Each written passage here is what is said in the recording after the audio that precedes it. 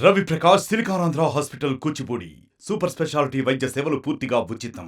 Welcome to RTV. నేను వర్మ. ప్రస్తుతం మనం భీమిలి ఎర్రమట్టి దెబ్బల్లో ఉన్నాం. మనం చూసుకోవచ్చు దక్షిణాసియాలోనే ఇలాంటి మట్టి దెబ్బలు మూడు రకాలు ఉంటాయి. ఒకటి మనం చూసుకుంటే ఇంకా విశాఖ భీమిలి మధ్య ఉన్న ఈ ఎర్రమట్టి దెబ్బలు, రెండోది తమిళనాడులో ఉంది, మూడోది శ్రీలంక ఆ దేశంలో ఉంది.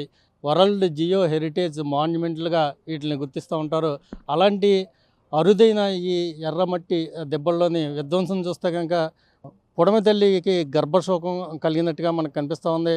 మనం చూడొచ్చు ఇక్కడ ఎవరి అనుమతులతో ఇంత విధ్వంసం సృష్టించారన్నది ఎంక్వైరీ చేయడానికి విశాఖ జిల్లా జాయింట్ కలెక్టర్ మయూర్ అశోక్ ఉన్నారు.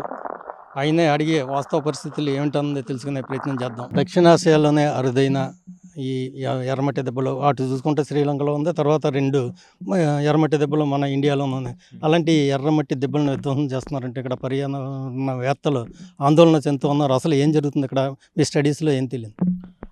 ఇప్పుడు మార్నింగ్ నేను వచ్చి నిన్న ఈ ఏరియాలో కొన్ని ఎక్స్కవేషన్ జరుగుతుంది, అది ఎలాంటి కంప్లైంట్ వచ్చాయి. వెంటనే మన కంప్లైంట్ వస్తే అది ఆపాము. తర్వాత ఇక్కడ ఎందుకు ఇలా జరిగింది అది స్టడీ చేయడానికి నేను ఇక్కడ రావడం జరిగింది. ఇంకా ఇక్కడ కొంత అబౌట్ 280 ఎకరాల భూమి సొసైటీకి ఇచ్చారు అని నాకు రెవెన్యూ సైడ్ నుంచి తెలిసింది. అది కూడా ఇంకా ఫర్దర్ స్టడీ చేస్తాము. తర్వాత జీవీఎంసీ సిటీ ప్లానర్ సైడ్ నుంచి ఇంకా పర్మిషన్ ఇవ్వలేదు, ప్లస్ కొన్ని షార్ట్ ఫాల్ ఇచ్చారని కూడా తెలిసింది. దీని మీద కూడా ఫర్దర్ చర్యలు తీసుకోమని వాళ్ళు కూడా చెప్పడం జరిగింది. తర్వాత ఇది ఏరియా ప్రొటెక్ట్ చేయడానికి కూడా ఒక లోకల్ టీమ్ ఫామ్ చేసుకొని ఎటువంటి ఇలాంటి ఇల్లీగల్ ఎక్స్కవేషన్ కానీ ఇది ఫ్యూచర్లో జరగకుండా చూడడానికి కూడా ఇన్స్ట్రక్షన్ రెవెన్యూ తర్వాత జీవీఎంసీకి ఇవ్వడం జరిగింది. సార్, ఈ తవ్వకాలకి ఏమన్నా డిపార్ట్మెంట్స్, మైనింగ్ డిపార్ట్మెంట్ ఇతరత్ర ఏమన్నా అనుమతులు ఇచ్చారా, లేకపోతే ఎందుకు ఈ ఉల్లంఘనలు జరిగాయి?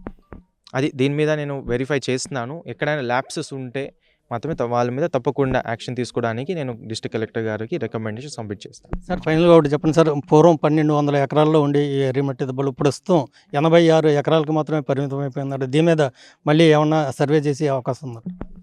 అది ఒకసారి డిస్ట్రిక్ట్ కలెక్టర్ దృష్టిలో పెట్టి మేబీ బికాజ్ ఇది ప్రభుత్వం నుంచి రావాలి కాబట్టి ప్రభుత్వ దృష్టిలో కూడా ఇది పెట్టి దీని మీద ఫ్యూచర్ మనం చర్యలు తీసుకుంటాం.